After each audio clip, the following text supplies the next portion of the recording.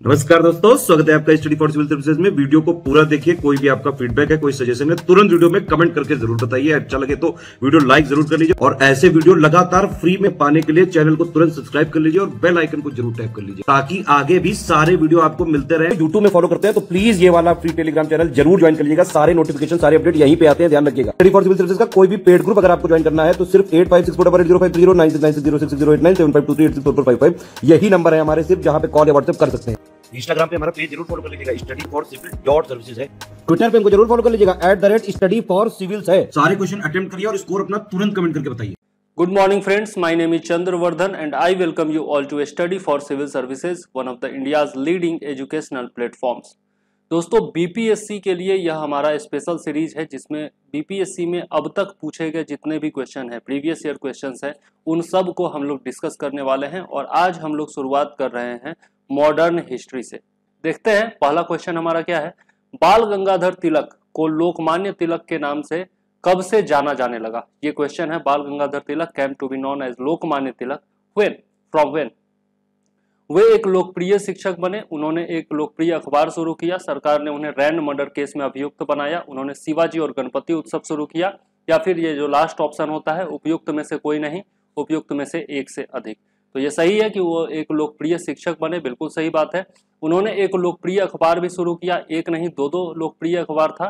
पहला तो आपका केसरी था जो कि बहुत ही ज्यादा लोकप्रिय हुआ था, और दूसरा था मराठा। ठीक है, तो ये दोनों ही अखबार उन्होंने शुरू किया था, ये याद रखिएगा सबसे पहले तो। अब है रैंड मर्डर केस। बिल्कुल, रैंड मर्डर केस के बारे में उन्होंने केसरी में लिखा था। ये जो हत्या थी उसकी तुलना उन्होंने शिवाजी के द्वारा अफजल खान की गई हत्या से की थी। ठीक है, और इस कारण से उन्हें 18 माह के जेल की सजा दी गई, और उसके बाद जब वो जेल से बाहर निकले तो बहुत ही ज्यादा लोकप्रिय हो गए थे। ये भी सही है। ठीक है, अब रैंड कौन था? रैंड जो था वह पुणे का प्लेग कमिश्नर था। ठीक है, प्लेग बीमारी एक होती है, चूहे के काटने से होती है, तो ये प्लेग कमिश्नर हुआ करता था। और ये जांच के नाम पर विभिन्न घरों में जाकर के और इसके अधिकारी जो है वो बदतमीजी किया करते थे महिलाओं से। इसी को देखते हुए पुणे के क्रांतिकारी दो भाई थे, नाम था चापेकर बंधु उनको कहा जाता है। पहले का नाम था बालकृष्ण हरि चापेकर और दूसरे का नाम था दामोदर हरि चापेकर। ठीक है, इन दोनों भाइयों ने ही रैंड की हत्या कर दी थी। ठीक है, और इसी हत्या को उन्होंने शिवाजी ने जो अफजल खान की हत्या की थी उससे इसकी तुलना कर दी थी, इसलिए देशद्रोह के आरोप में 18 माह की उनको सजा दी गई थी। तो इसमें हो जाएगा आपका ई हो जाएगा, क्योंकि कोई एक घटना नहीं थी जिसके कारण वो लोकप्रिय हुए थे, बहुत सारी घटनाओं का उस पर असर था। ठीक है, तो इसमें से हो जाएगा उपयुक्त में से एक से अधिक, और आंसर क्या हो जाएगा? ई हो जाएगा आपका आंसर। ठीक है, चलिए दूसरा देख लेते हैं। फराइजी आंदोलन किसने शुरू किया था? Who began the Faraizi movement? Haji Shariatullah, Syed Ahmad, Salimullah और इम जिन्ना, मोहम्मद अली जिन्ना। तो ये जो फराइजी थे ना, फराइजी जो थे वो हाजी शरीयतुल्लाह के अनुयायी थे। ठीक है, फॉलोअर्स थे हाजी शरीयतुल्लाह के। और फराइजी आंदोलन शुरू हुआ था आपका 1838 से लेकर और 1860 तक ये आंदोलन चला था, फराइजी आंदोलन, जो कि हाजी शरीयतुल्लाह के बेटा थे, मतलब पुत्र थे, दादू मियाँ के नेतृत्व में यह फराइजी आंदोलन चला था 1838 से लेकर 1860 तक। तो फराइजी के बारे में यहाँ पर कह सकते हैं कि यह आंदोलन किसने शुरू किया? हाजी शरीयतुल्लाह ने शुरू किया। ठीक है, तो आंसर क्या हो जाएगा? ए हो जाएगा। ठीक, चलिए आगे देख लेते हैं। बाकी सलीमुल्लाह के बारे में बात करें तो मुस्लिम लीग की स्थापना में इनका योगदान था। मोहम्मद अली जिन्ना जानते ही हैं आप इनके बारे में, और सैयद अहमद अलीगढ़ आंदोलन से जुड़े हुए थे, और अलीगढ़ मुस्लिम यूनिवर्सिटी जो है वो इन्होंने ही एक तरह से कह सकते हैं स्थापित किया था। ठीक है, चलिए आगे देख लेते हैं। गांधी जी को चंपारण किसने आमंत्रित किया था? ये फेवरेट क्वेश्चन है, ये वीवीआई क्वेश्चन मान करके चलिए, हर साल ये क्वेश्चन पूछा ही जाता है लगभग। ठीक है, तो गांधी जी को चंपारण किसने आमंत्रित किया? राजेंद्र प्रसाद, राजकुमार शुक्ल, मजहरुल हक, कृष्णा सहाय, और बाकी जो लास्ट ऑप्शन होता है वो। तो इसमें आंसर क्या हो जाएगा? राजकुमार शुक्ल हो जाएगा। आप में से अधिकतर लोग ये आंसर जानते भी होंगे। 1916 में, 1916 में एक अधिवेशन हुआ था कांग्रेस का लखनऊ में। ठीक है, लखनऊ अधिवेशन हुआ था और इसमें बहुत सारे महत्वपूर्ण काम हुए थे। सबसे पहले तो जो 1907 में कांग्रेस में फूट पड़ी थी, 1907 में जो कांग्रेस में फूट पड़ी थी, उदारवादी जो लोग थे, नरमपंथी जो लोग थे और गर्मपंथी जो लोग थे, वो अलग हो गए थे। ठीक है, तो यहाँ पर सूरत में फूट पड़ी थी और वो दोनों मिल गए थे कब, उदारवादी और जो आपके गर्मपंथी थे वो दोनों 1916 के लखनऊ अधिवेशन में आपस में मिल गए थे। कांग्रेस का एकीकरण हुआ था, सबसे पहला तो ये हुआ था।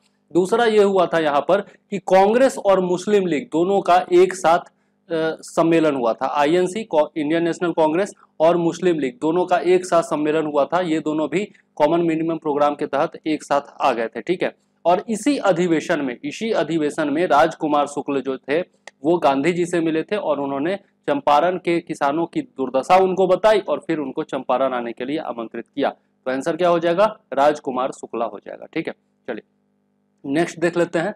Poverty and un British rule in India पुस्तक किसने लिखी थी, ये क्वेश्चन है आपका। तो यहाँ पर आरसी दत्त है, दादा भाई नौरोजी है, बिपिन चंद्रपाल और लाला लाजपत राय। आंसर क्या हो जाएगा, आंसर हो जाएगा इसमें दादा भाई नौरोजी। दादा भाई नौरोजी ने poverty and un British rule in India ये किताब लिखी थी। ठीक है, कब लिखी थी, 1867 में लिखी थी। बहुत कम किताबों में ये मिलता है, लेकिन 1867 में उन्होंने यह किताब लिखी थी, poverty and un British rule in India. और दादा भाई नौरोजी के बारे में एक बात और मैं बता दूं कि 1882 में इन्होंने लिबरल पार्टी, ये भी क्वेश्चन पूछा गया है, आगे हम लोग डिस्कस करेंगे। लिबरल पार्टी से चुनाव लड़ा था, किसका, ब्रिटिश हाउस ऑफ कॉमन्स का चुनाव लड़ा था। ठीक है, और उन्होंने भी जीत भी हासिल की थी। तो प्रथम भारतीय थे जिन्होंने ब्रिटिश हाउस ऑफ कॉमन्स का चुनाव लड़ा था और उसके सदस्य बने थे। तो ये भी याद रखिएगा दादा भाई नौरोजी के बारे में। ठीक है, इंपॉर्टेंट पॉइंट है, पूछा भी जाता है। ओके, चलिए आगे देख लेते हैं। बंगाल और बिहार में भूमि पर किराएदारों के अधिकारों को बंगाल किराएदारी अधिनियम द्वारा कब मान्यता दी गई थी। Whenever the rights of the tenants मतलब होता है आपका किराएदार जो होते हैं, tenants on land in Bengal and Bihar recognised by the Bengal tenancy act 1868, 1881, 1885 and 1893। तो ये कब हुआ था, 1885 में हुआ था। आंसर क्या हो जाएगा इसका, 1885 हो जाएगा। ठीक है, एक्चुअली क्या हुआ 1793 की बात करें तो यहाँ पर परमानेंट सेटलमेंट यानी कि अस्थाई बंदोबस्ती लाया गया था, किसके द्वारा, लॉर्ड कॉर्नवालिस के द्वारा। ठीक है, और इसमें जमींदारों को बहुत सारे अधिकार दिए गए थे, दिए गए थे। तो ये जो जमींदार थे वो संतुष्ट हो गए, लेकिन धीरे धीरे क्या हो गया, भूमि जो थी खेती के लिए जो भूमि थी वो कम पड़ने लगी। ठीक है, और भूमि का रेट जो था वो काफी ज्यादा बढ़ गया। रेट बढ़ जाने से ये लोग जो थे, जमींदार जो लोग थे, वो किराएदारों से मनमाना रेट वसूलना शुरू कर दिए थे। ठीक है, और इसी रेट के विरुद्ध जो है यह अधिनियम लाया गया था, बंगाल किराएदारी अधिनियम, ताकि वो लोग जो है किराए में मनमाना वृद्धि नहीं कर सके। ठीक है, तो ये था आपका 1885 में ये लाया गया था। चलिए आगे देख लेते हैं। 1929 के कांग्रेस सत्र में स्वतंत्रता का झंडा किसने उठाया, बहुत ही महत्वपूर्ण क्वेश्चन है। 1929 मौलाना मोहम्मद अली, पंडित जवाहरलाल नेहरू, वल्लभ भाई पटेल या फिर सुभाष चंद्र बोस। इसमें आंसर क्या हो जाएगा, अधिकतर लोग जानते ही होंगे, पंडित जवाहरलाल नेहरू। 1929 में 1929 में लाहौर में रावी नदी के तट पर पूर्ण स्वराज्य की घोषणा की थी पंडित जवाहरलाल नेहरू ने। और नेक्स्ट ईयर से 1930 से 26 जनवरी को स्वतंत्रता दिवस मनाने की घोषणा भी की थी। तो स्वतंत्रता का झंडा किसने उठाया था, पंडित जवाहरलाल नेहरू ने उठाया था। आंसर हो जाएगा आपका बी। ठीक है, चलिए आगे देख लेते हैं। और ये याद रखिएगा 1929 का लाहौर अधिवेशन, रावी नदी के तट पर, ये सब कुछ पूछा जा चुका है। ठीक है, और यही कारण है कि 26 जनवरी को गणतंत्र दिवस मनाया जाता है, इसी की याद में। बिहार सोशलिस्ट पार्टी का गठन कब हुआ, बहुत ही इंपॉर्टेंट क्वेश्चन है, कई बार पूछा जा चुका है। ठीक है, तो याद रखिएगा 1921, 1927, 1931 या फिर 1934। तो बिहार सोशलिस्ट पार्टी का जो गठन हुआ वो 1931 में हुआ था। ठीक है, 1931 में हुआ था। और इसकी यदि बात करें तो इसकी विधिवत स्थापना जो हुई थी 1934 में हुई थी। विधिवत स्थापना की बात करें तो 1934 में हुई थी। वैसे यह इसका गठन जो है वो 1931 में ही हो गया था, लेकिन 1934 में इसकी विधिवत स्थापना हुई थी। किसके नेतृत्व में, आचार्य नरेंद्र देव के नेतृत्व में, यह याद रखिएगा, या फिर यदि नोट करना चाहे तो नोट कर सकते हैं। आचार्य नरेंद्र देव के नेतृत्व में इसकी विधिवत स्थापना हुई थी 1934 में, लेकिन गठन की यदि बात करें तो 1931 ही होगा। ओके, तो याद रखिएगा। और इसके सदस्यों की बात करें तो सदस्यों में इसके बहुत सारे लोग शामिल थे, जिसमें आपके जयप्रकाश नारायण प्रमुख थे। ठीक है, इसके संस्थापकों की बात करें तो जेपी जयप्रकाश नारायण जो है वो इसमें प्रमुख थे, और इसके अलावा इसके बहुत सारे सदस्य थे जिनका नाम पूछा भी जाता है, तो यदि नोट करना चाहे तो नोट कर लीजिए। गंगा शरण सिंह, राम वृक्ष बेनीपुरी, रामानंद मिश्रा, फूलन प्रसाद वर्मा, अब्दुल बारी, राहुल संकृतायन और अंबिका सिन्हा, ये सब जो थे वो इसके सदस्य थे। ठीक है, याद जरूर रखिएगा। चलिए आगे देख लेते हैं। नेक्स्ट क्वेश्चन क्या है हमारा, बिहार भारत में एक अलग प्रांत कब बना? ये क्वेश्चन है, बहुत ही इंपॉर्टेंट क्वेश्चन है ये भी। 1897, 1905, 1907, 1912, when did Bihar become a separate province in India?